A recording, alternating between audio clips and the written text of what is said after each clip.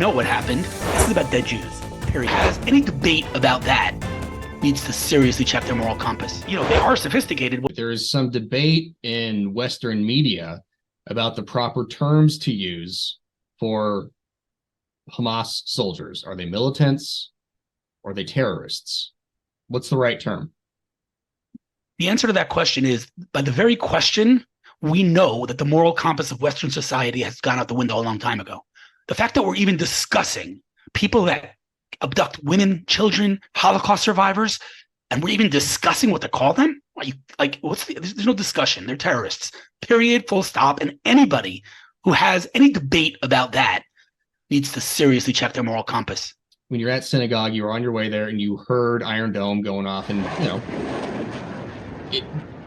as sad as it is, that's part of life in Israel, hearing the Iron Dome intercepting missiles. It wasn't necessarily a cause of alarm for you. A lot of observant Jews, they're not connected to social media during that time frame. What sort of concerns do you have as far as is the Israeli government's ability to secure borders and protect its people based on what happened Saturday morning? I mean, there's people on gliders, ultralight gliders coming in. The fences were blown up. There's now reports of terror tunnels in some of the kibbutzes. I'm not equipped to answer that question, if I'm being honest. We don't know anything yet. I could tell you all kinds of conspiracies. I'd rather not. I just know one thing. What you see is not what you get. This is not what it seems. That I could tell you unequivocally, because any soldier that's ever been on the border with Gaza knows that if a bird flies by, they are alerted. There is no way that 400 or however many hundreds of Palestinians on tractors blowing up the border, wall came through without anybody noticing. It's just not a thing at all whatsoever. 0% chance that happened. So I don't know what happened. I know that Hamas pulled one over everyone. For 2 years they've been planning this. I know that there were the Egyptians tried to warn. Again, unequipped because I don't know, but what I do know is not. What I do know is that it is not what you think is what you see is what you get, because there is no way this happened without something more than just Hamas's sophisticated abilities, which is, they are sophisticated. What they've developed in years of us just letting them be, they've definitely developed very sophisticated weapons, but that was not enough to pull this off. So I don't know the answer to that question, but we're going to find out soon. You bet. The military, it's mobilized, reserves, hundreds of thousands of reserves are being called up.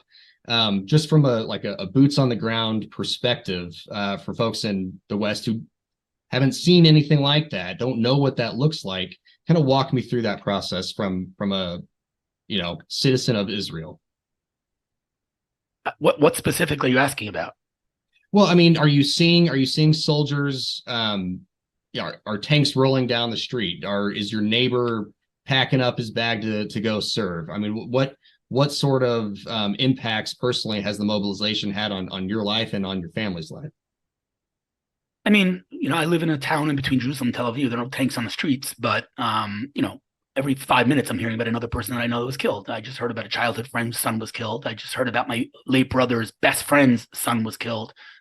So if terror, didn't touch most people in the country till now everybody knows someone who was killed. I don't think anybody, someone did ask me, are you planning on leaving Israel? That thought did not even cross my mind, and it would never cross my mind. Despite everything that's going on, I still believe Israel is the safest place for a Jew to be today. I know it's a funny thing to say, but it's statistically true. It's historically true. There's no debate about it whatsoever, even with the horrible tragedy that we're experiencing right now. But, other than that, other than hearing about friends who are losing their relatives and loved ones, and obviously, hearing the booms, hearing the Iron Dome, hearing the bombing in Gaza, it's not necessarily deeply impacting. My kids, are here in my house. Thank God. One of my kids was away for the Sabbath, so I had to go pick him up, which was a little scary, but thank God. It hasn't. I don't want to jinx anything, but we're here home, safe. When someone knocks on the door, I definitely check twice before I open it. But other than that, thank God we're safe. In America, obviously, there's the Second Amendment. Israel, there's been an increase of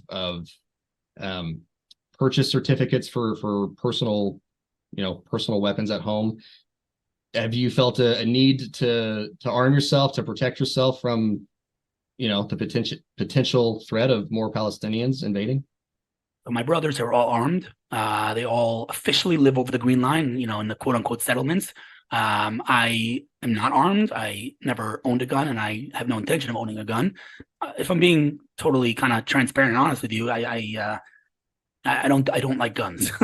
I do. We all fight our battles. My battle I view as in front of the keyboard. I was in the army. I served in the military. I was in artillery. I dealt with shooting cannons and you know, from my perspective, for as long as I live, I never want to smell that gunpowder again because I don't want to use the word trauma, but it's not something I want in my life ever again. Israel has mandatory service. You have two sons, correct? I have four sons. Four sons, sorry. As a dad, I mean, what's going through your mind right now? This war is starting. You have four sons. I mean, listen, at some point, I have to look up to the heavens, right? I have to tap into my faith because if I'm gonna, only look at this from a, let's call it, human perspective, then I won't be able to deal with the anxiety, right? My oldest son is 19. He's in a pre-military academy now. He's probably drafting in the next couple of months. To say I'm not terrified, I mean, that would be a lie. My second son, is not far off, at a year. My twins are 12, so they have a couple, they have some time, but the thought is paralyzing. It's terrifying, of course. From an outsider observer, there's a lot of divide in Israel about, you said quote unquote settlements earlier. There's this idea of the two-state solution, and there's just, there's a lot of division within Israel. What to do with the Palestinians, what to do with West Bank, and what to do with Gaza. Like, do we deal with them together or separate?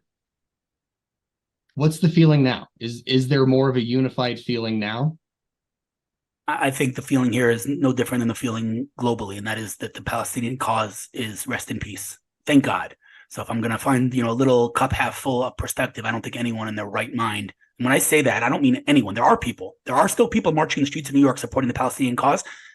Excuse me for saying it this way, but if you're supporting the cause of people that just abducted old women and children, and I don't even want to think what they did to them, then you are a terrorist. Full blown. I'm not even ashamed to say that anymore. And I would have said you're supporting terror, but now if you are supporting the Palestinians for what you've seen, that's just full blown terror support. And so I don't think anyone in their right mind thinks that two-state solution is on the table. I think everyone understands the reality, which is what I've been screaming and yelling. And Ari, my older brother, late brother, used to say all the time, which is, this is not about land. If they wanted land, they would have had land years ago. We gave them Gaza. They had land. This isn't about land. They say it. It's about time you listen to them. This is about dead Jews, period. I think the world now understands that. And again, maybe this is me trying to be cup half full, but to me, maybe that's something positive that came out of all of this, which is the mask that the Palestinian people have worn for so long has now been removed, and the world sees it just as clearly as I see it, as my brother saw it. And I think that that's extremely important diplomatically and politically.